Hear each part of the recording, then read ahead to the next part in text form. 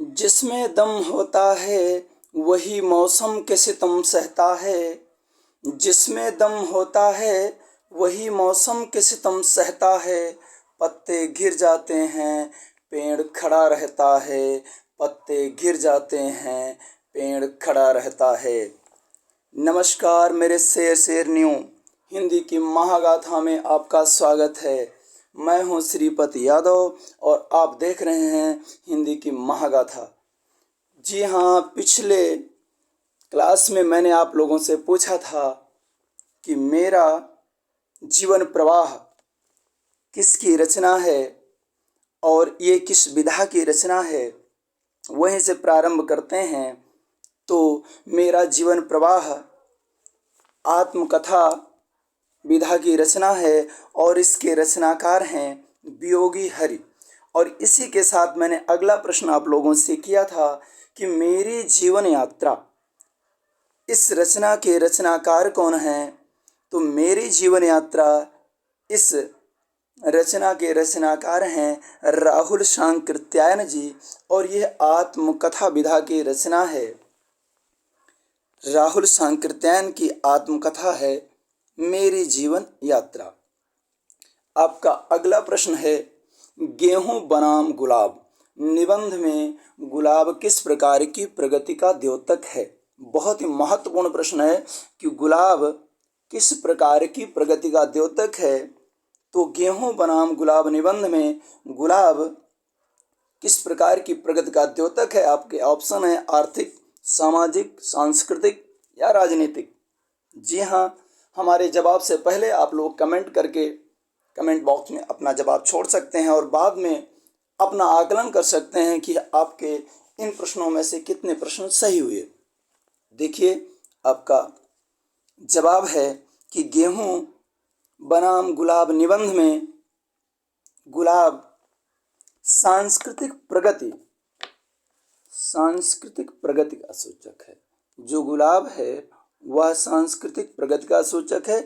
और यदि यह प्रश्न घुमा करके पूछ ले कि गेहूं बनाम गुलाब निबंध में गेहूं किसका प्रतीक है, तो गेहूं आर्थिक और राजनीतिक, अगर गेहूं की बात करें तो जो गेहूं है वह आर्थिक और राजनीतिक इन दोनों चीजों का प्रतीक है।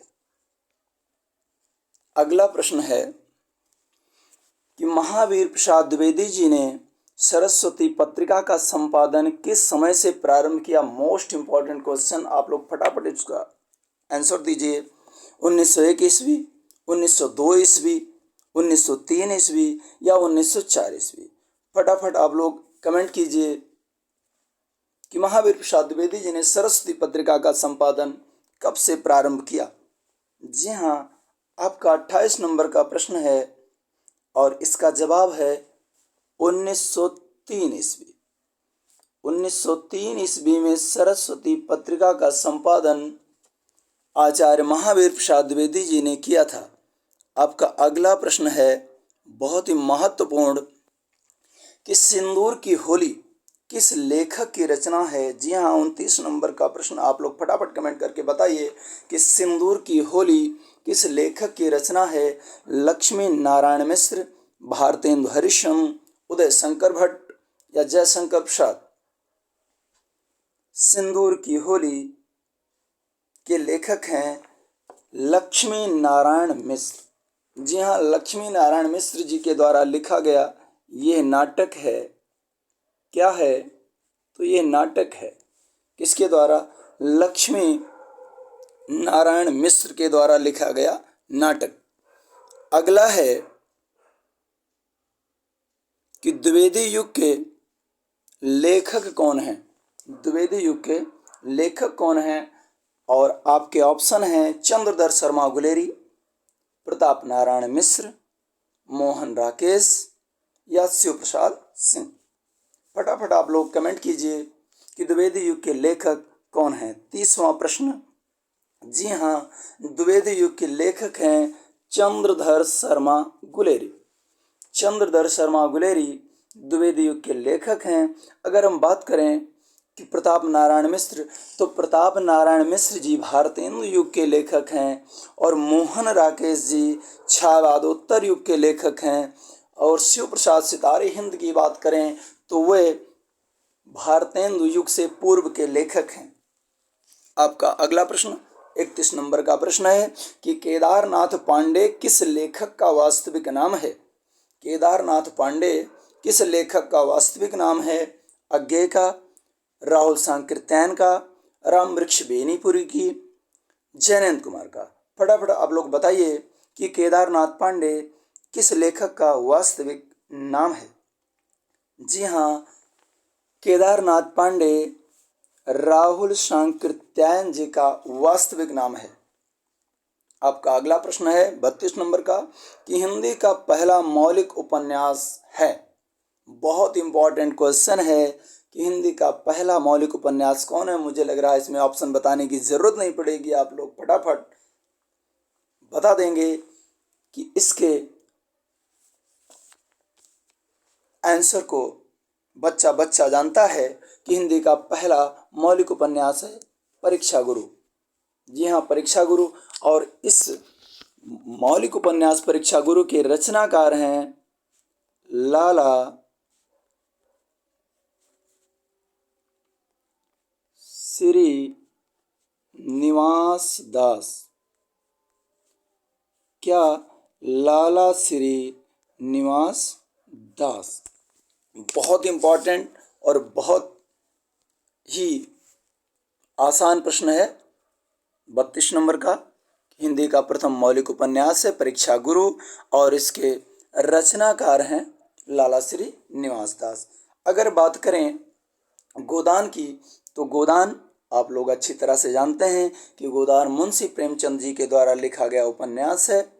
और इसके बाद बात करें कि गुनाहों का देवता, अगर गुनाहों का देवता की बात करें तो गुनाहों का देवता है धर्मवीर भारती के द्वारा लिखा गया उपन्यास तथा चित्रलेखा भगवती चरण वर्मा का उपन्यास है। एक और महत्वपूर्ण रचना इसी से संबंधित है जो बार बार पूछी जाती है, वह रचना है चित्ररेखा। वह रचना है चित्ररेखा। अगर चित्ररेखा की बात करें तो चित्ररेखा नाम की रचना दो लोगों ने की है। एक तो जायसी जी ने की है, एक तो जायसी ने की है और दूसरे हैं डॉक्टर राम कुमार वर्मा। डॉक्टर राम कुमार वर्मा इन्होंने की है चित्ररेखा। तो याद रखिएगा, चित्रलेखा पूछता है तो आप लोग लिखेंगे भगवती चरण वर्मा और चित्ररेखा पूछता है तो आप लोग लिखेंगे मलिक मोहम्मद जायसी या डॉक्टर राम कुमार वर्मा। इन दोनों लोगों ने चित्ररेखा के नाम से रचना रची है। आपका अगला प्रश्न है कि माटी हो गई सोना। बहुत इंपॉर्टेंट प्रश्न 34 नंबर का, माटी हो गई सोना ये किस विधा की रचना है। आप लोग फटाफट कमेंट करके बताइए कि माटी हो गई सोना किस विधा की रचना है। उपन्यास, नाटक, रेखा चित्र या संस्मरण। तो माटी हो गई सोना ये रेखा चित्र विधा की रचना है और इसके रचनाकार हैं कन्हैयालाल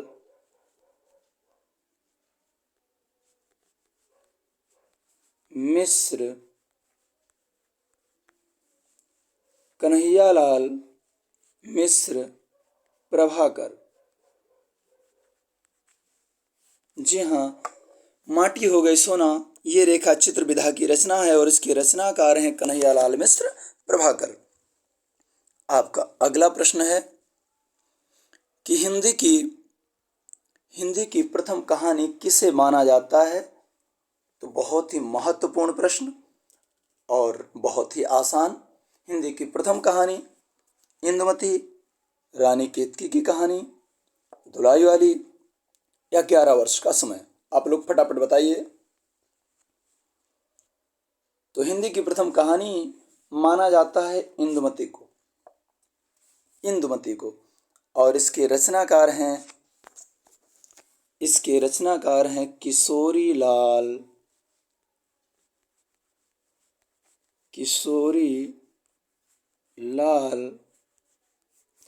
गोस्वामी। क्या? गोस्वामी, किशोरी लाल गोस्वामी। इंदुमती के रचनाकार हैं किशोरी लाल गोस्वामी। अगर बात करें कि रानी केतकी की कहानी, आप लोग भली भांति जानते होंगे कि रानी केतकी की कहानी है ईसा अल्लाह खां की। और अगर दुलाई वाली की बात करें तो महत्वपूर्ण रचना है ये दुलाई वाली एक कहानी है और इसके रचनाकार हैं राजेंद्र बाला घोष, जिन्हें बंग महिला भी कहा जाता है। और अगर 11 वर्ष के समय की बात करें तो 11 वर्ष के समय इस कहानी के रचनाकार हैं शुक्ल जी की बड़ी महत्वपूर्ण कहानी है 11 वर्ष का समय, अर्थात आचार्य रामचंद्र शुक्ल। अगला प्रश्न है कि शिक्षा का उद्देश्य निबंध संपूर्णानंद जी द्वारा लिखित किस निबंध संग्रह से संकलित है? बहुत महत्वपूर्ण प्रश्न है कि शिक्षा का उद्देश्य निबंध संपूर्णानंद जी द्वारा लिखित किस निबंध संग्रह से संकलित है? आपके आंसर हैं भाषा की शक्ति, शिक्षा की दिशा और दशा, शिक्षा और संस्कृति, या शिक्षा और समाज। जी फटाफट 36 नंबर के प्रश्न का उत्तर दीजिए आप लोग। इसका सही जवाब है भाषा की शक्ति। आपका अगला प्रश्न है कि विष्णु प्रभाकर द्वारा रचित आवारा मसीहा किस प्रसिद्ध लेखक की जीवनी है? बहुत ही महत्वपूर्ण प्रश्न है। बहुत ही महत्वपूर्ण प्रश्न की श्रृंखला आपके साथ चल रही है और बच्चा जानता है कि आवारा मसीहा किस प्रसिद्ध लेखक की जीवनी है। जी हाँ, 37 नंबर का प्रश्न है शरत चंद्र चटर्जी। अगर आप लोगों को प्रश्नों की श्रृंखला बेहतरीन लग रही हो तो आप लोग फटाक से वीडियो को लाइक कर दीजिए, लाइक कीजिए, शेयर कीजिए, सब्सक्राइब कीजिए। अगला प्रश्न है कि अध्यापक पूर्ण सिंह किस युग के रचनाकार हैं? बहुत महत्वपूर्ण प्रश्न। अध्यापक पूर्ण सिंह किस युग के रचनाकार हैं? तो भारतेंदु युग, द्विवेदी युग, छायावादी युग या छायावादोत्तर युग। जी हाँ, 38 नंबर के प्रश्न का जवाब आप लोग दीजिए कि अध्यापक पूर्ण सिंह किस युग से संबंधित हैं, वो किस युग के लेखक हैं। तो जी हाँ, ये द्विवेदी युग के लेखक हैं। 39 नंबर का प्रश्न आपके सामने, छायावादी युग के निबंधकार कौन हैं? महादेवी वर्मा, बालकृष्ण भट्ट, बाल मुकुंद गुप्त या शिवानी। 39 नंबर के प्रश्न का जवाब आप लोग फटाक से कमेंट कर दीजिए। जी हाँ, छायावादी युग के निबंधकार हैं महादेवी वर्मा।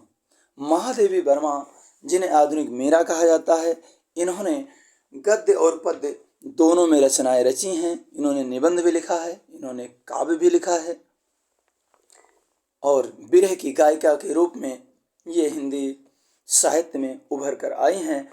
महादेवी वर्मा जी को यामा रचना पर ज्ञानपीठ पुरस्कार मिला, जो इनकी बहुत ही महत्वपूर्ण रचना है और ये छायावादी युग के 4 स्तंभों में एक मानी जाती हैं। अगर हम बात करें बाल मुकुंद गुप्त की, तो बाल मुकुंद गुप्त जी द्विवेदी युग के लेखक हैं। और अगर बात करें शिवानी की, तो शिवानी 60उत्तरी दशक की उपन्यासकार हैं और बालकृष्ण भट्ट जी भारतेंदु युग के लेखक हैं। आप लोग भली भांति समझ गए होंगे। अब चलते हैं अगले प्रश्न पर। जी हाँ, 40 नंबर का प्रश्न कहता है कि छायावादोत्तर युग के निबंधकार हैं। निम्नलिखित में से छायावादोत्तर युग के निबंधकार कौन हैं? आपको बताना है प्रताप नारायण मिश्र, अध्यापक पूर्ण सिंह, पदमलाल पुन्नालाल बख्शी या वासुदेव शरण अग्रवाल। तो अगर प्रताप नारायण मिश्र की बात करें तो प्रताप नारायण मिश्र भारतेंदु युग के लेखक हैं। अध्यापक पूर्ण सिंह की बात करें तो ये द्विवेदी युग के लेखक हैं। पद्मलाल पुन्नालाल बख्शी की बात करें तो ये भी द्विवेदी युग से संबंधित हैं। हाँ, इसका सही जवाब है वासुदेव शरण अग्रवाल। वासुदेव शरण अग्रवाल जी छायावादोत्तर युग के निबंधकार हैं। अगला प्रश्न है जो बहुत ही महत्वपूर्ण है कि सूर साहित्य किस विधा की रचना है। आप लोग फटाक से कमेंट करके बताएंगे। 41 नंबर का प्रश्न है कि सूर साहित्य किस विधा की रचना है। रिपोर्टाज, आत्मकथा, आलोचना या जीवनी। आप लोग फटाफट बताएं कि सूर साहित्य किस विधा की रचना है। तो जी हाँ, सूर साहित्य आलोचना विधा की रचना है और इसके रचनाकार हैं हजारी प्रसाद द्विवेदी जी। बहुत ही महत्वपूर्ण है कि सूर साहित्य आलोचना विधा की रचना है और इस आलोचना विधा के रचनाकार हैं आचार्य हजारी प्रसाद द्विवेदी जी। चलते हैं अगले प्रश्न की ओर। 42 नंबर का प्रश्न आपके सामने है कि डॉक्टर नगेंद्र प्रसिद्ध हैं। आपको बताना है 42 नंबर के प्रश्न को कि डॉक्टर नगेंद्र किस लिए प्रसिद्ध हैं। यात्रावृत्त के लिए, जीवनी के लिए, आलोचना के लिए या इंटरव्यू के लिए। फटाक से 42 नंबर के प्रश्न का जवाब आप लोग कमेंट में भेज दीजिए। डॉक्टर नगेंद्र प्रसिद्ध हैं आलोचना के लिए। जी हाँ, डॉक्टर नगेंद्र एक प्रसिद्ध आलोचक हैं। आपका अगला प्रश्न है कि डॉक्टर हजारी प्रसाद द्विवेदी की अनुदित रचना कौन सी है। बहुत महत्वपूर्ण प्रश्न है कि हजारी प्रसाद द्विवेदी जी की अनुदित रचना कौन सी है। विश्व परिचय, विचार विमर्श, विचार विवेचन या विस्मृत यात्री। फटाफट कमेंट करके बताइए आप लोग। तो आपका सही जवाब है विश्व परिचय। हजारी प्रसाद द्विवेदी जी की अनुदित रचना है विश्व परिचय। अनुदित रचना से आशय है कि वो अन्य किसी भाषा की रचना को हिंदी भाषा में अनुवादित करके प्रस्तुत किया गया है। आप लोग कमेंट करके जरूर बताएं कि आपको ये सेशन कैसा लग रहा है। अगर आपको वीडियो पसंद आ रहा है तो लाइक ठोकिए। अगले प्रश्न पे आ जाते हैं। 44 नंबर का प्रश्न कहता है क्या भूलूं क्या याद करूं। किस विधा की रचना है। बहुत महत्वपूर्ण और बहुत आसान प्रश्न है। क्या भूलूं क्या याद करूं किस विधा की रचना है। आत्मकथा, जीवनी, संस्मरण या कहानी। फटाक से बताएंगे आप लोग। जी हाँ, क्या भूलूं क्या याद करूं ये आत्मकथा विधा की रचना है और इस रचना के रचनाकार हैं हरिवंश राय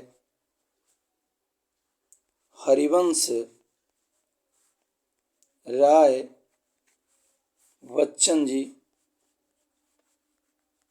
हरिवंश राय बच्चन जो अमिताभ बच्चन जी के पिताजी हैं, उनकी रचना है।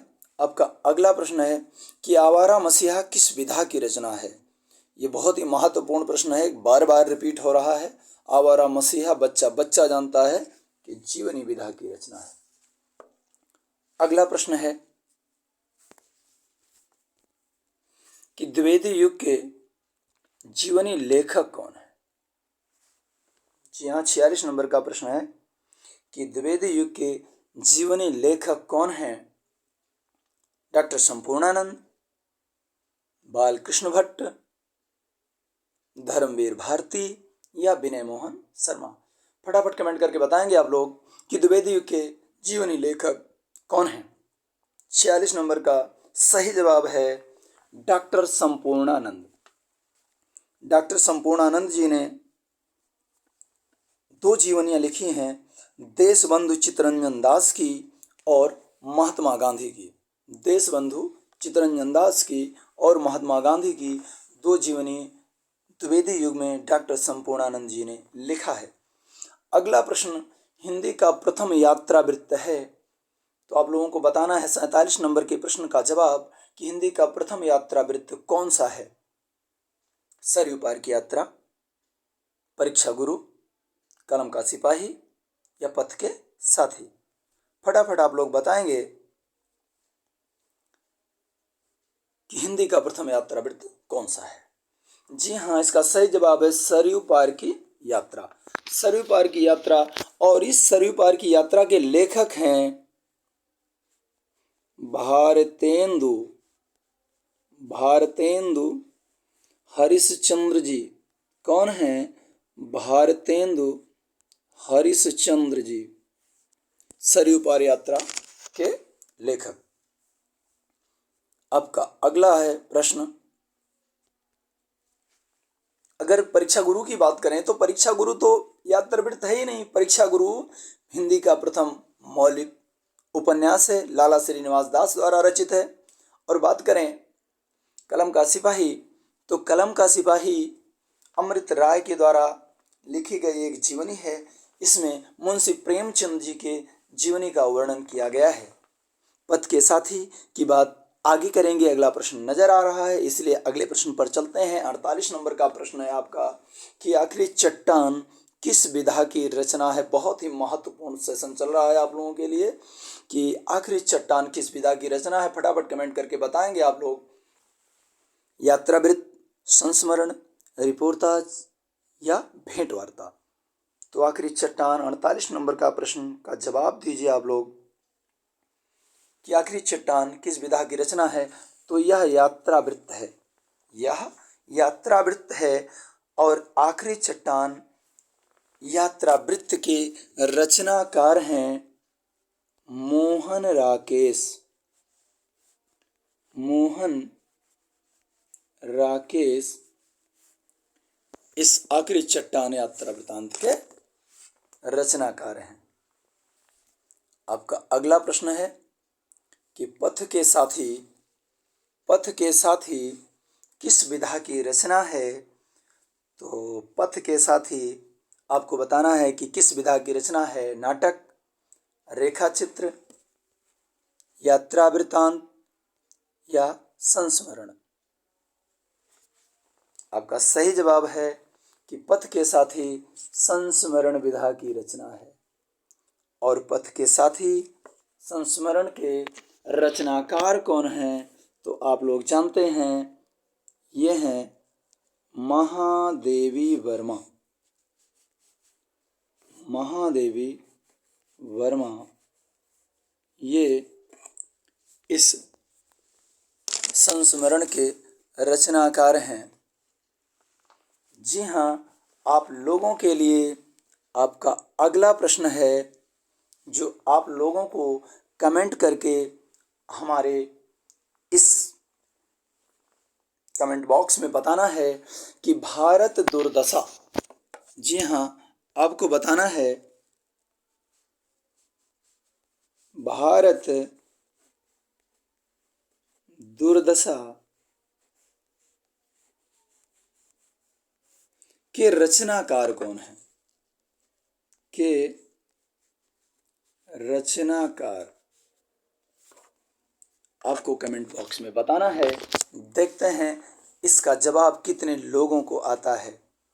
और अगर आप लोगों को सेशन अच्छा लगा हो तो इसको लाइक कीजिए, शेयर कीजिए और अपने दोस्तों को इसमें जोड़िए, सब्सक्राइब कीजिए। और जो बात समझ में ना आए उसके लिए नीचे कमेंट कर दीजिए। आपके कमेंट का हमें इंतज़ार रहेगा। तब तक अब इसके बाद मिलते हैं अगली क्लास में। तब तक के लिए नमस्कार, जय हिंद, वंदे मातरम।